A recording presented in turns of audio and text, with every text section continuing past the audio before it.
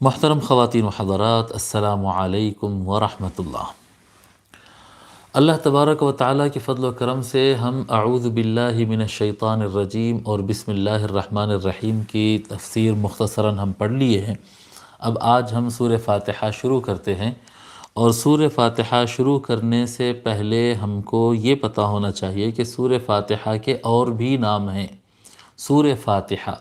سورہ فاتحہ کہتے ہیں فاتحہ، کھولنے والی، وہ سورت جو قرآن شروع کرنے والی ہے۔ فتح یفتح کہتے ہیں کھولنا کسی بھی چیز کو، اسی سے استعمال ہوتے ہیں نا، ملک کیا کہتے ہیں، ملک فتح کیے گئے کہتے ہیں، تو یہ فتح یفتح کھولنے کے معنی میں آتا ہے۔ تو الفاتح کہتے ہیں کھولنے والا، تو کھولنے والی سورت فاتحہ، فاتحہ کھولنے والی سورت۔ اور یہ سورت بھی کیا کہتے ہیں، قرآن کریم شروع کرنے والی، قرآن کریم کھولنے والی اور قرآن کریم کا آغاز کرنے والی سورت بھی ہے یہ۔ اور لوگ کے دل و دماغ کو، شرح صدر جس کو کہتے ہیں، لوگ کا سینہ کھولنے والی بھی یہ سورت ہے، کہ یہ سورت پڑھنے سے انسان کا سینہ کھلتا ہے، اس کا ذہن کھلتا ہے۔ یہ بھی ایک حکمت ہے من جملہ حکمتوں کے، کہ جو نماز میں ہم قرآن کریم پڑھتے ہیں،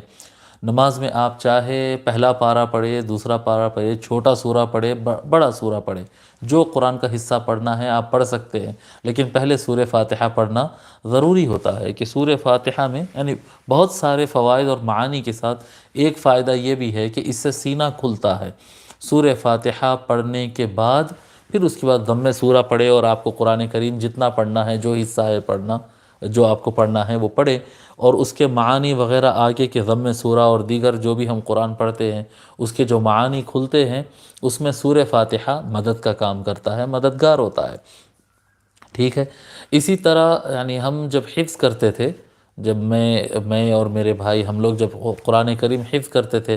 تو آمختہ سنانا ہوتا ہے، یعنی پریویس جو بھی ہم یاد کر لیے، 2 پارے ہو گئے، 10 پارے ہو گئے، تو آگے کا سبق سناتے تھے، اور پچھلا آدھا پارہ، 1 پارہ جو بھی سابق میں یاد ہوا وہ سناتے تھے۔